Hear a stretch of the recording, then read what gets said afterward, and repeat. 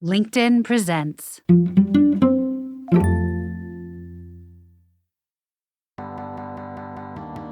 Good morning. I'm Michael Kovnat, and this is the Next Big Idea Daily, quick masterclasses from the best new books written and read for you by the authors themselves. Today, that author is Alex Hutchinson, a former elite runner and physics PhD who's written for Outside, The New Yorker, and The New York Times.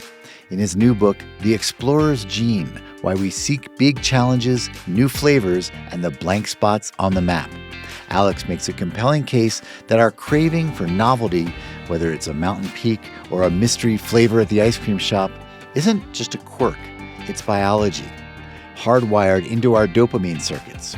And when we follow that impulse, we don't just discover new places, we discover who we really are.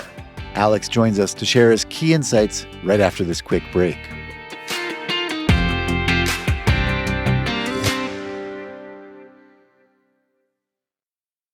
From LinkedIn News, I'm Leah Smart, host of Everyday Better, an award-winning podcast dedicated to personal development. Join me every week for captivating stories and research to find more fulfillment in your work and personal life. Listen to Everyday Better on the LinkedIn Podcast Network, Apple Podcasts, or wherever you get your podcasts.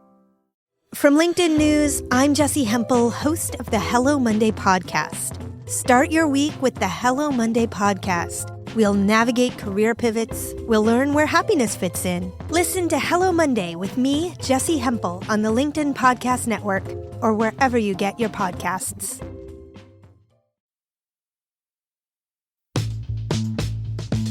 Hi, I'm Alex Hutchinson. I'm a science journalist with Outside magazine and the author of several books about endurance, health, and human performance. Today, I'd like to share with you 5 key insights from my new book, which is called The Explorer's Gene: Why We Seek Big Challenges, New Flavors, and the Blank Spots on the Map. The first insight is that we're wired to explore. About 50,000 years ago, a random genetic mutation changed one of the dopamine receptors in the brains of some of our ancestors, which in turn changed how we respond to the prospect of discovering something new. At around the same time, our ancestors started spreading rapidly outward from Africa and Europe until they'd settled literally every habitable spot on the globe. There are a lot of reasons populations move around, but it's almost impossible to end up in places like Easter Island, in the middle of the Pacific Ocean, unless you're deliberately setting out to explore the unknown. That same dopamine circuitry still plays a role in driving our behavior today. And dopamine sometimes gets a bad rap. We're addicted to the dopamine hits we get from our phones and social media and so on. But it's worth remembering why we have that circuitry in the first place. In the right context, it spurs us to get out of our comfort zones and go discover new and better things. The challenge is figuring out how to harness that drive in a productive way.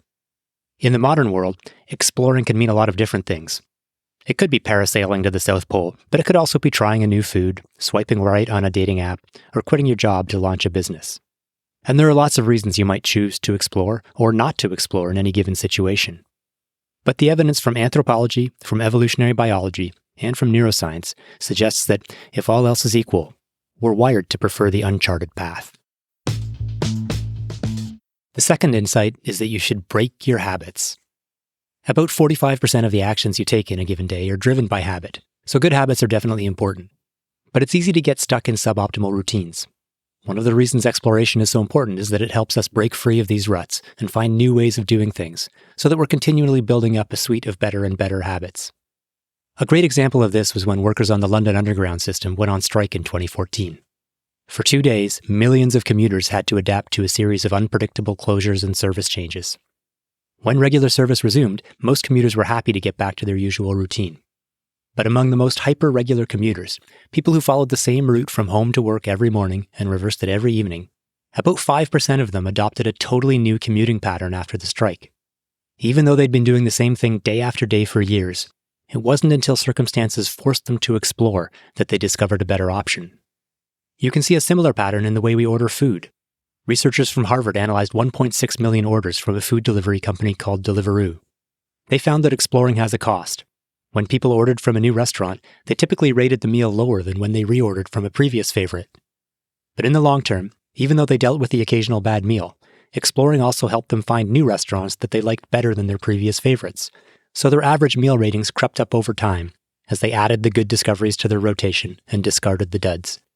Sticking with your habits is comfortable in the short term, but exploring pays off in the long run. The third insight is that you should explore, then exploit. Back in 1991, a management professor at Stanford University named James March introduced the idea of the explore-exploit dilemma. In many situations, you have a choice between sticking with what you know has worked in the past or trying something new and different. This dilemma shows up everywhere. It's the choice between sticking with your usual order at your favorite restaurant versus trying the special. And on a much larger scale, it's also the choice between upping your R&D budget versus spending more on advertising your current product line. Both options are important. If you always exploit, you'll never make any progress or discover anything new. But if you always explore, you'll never have a chance to take advantage of what you've discovered. So how do you balance the two? A scientist at Northwestern University named Dashan Wang was studying this problem when he took a visit to the Van Gogh Museum in Amsterdam. He noticed a curious pattern. Before 1888, Van Gogh's work was all over the map. He was continually exploring different styles, different mediums, and different subjects. After 1888, he zeroed in on what became his most famous and distinctive style. Wang went on to study the career trajectories of tens of thousands of artists, scientists, and movie directors, and found that this pattern recurred. Their best work tended to happen after a period of exploration, followed by a period of exploitation.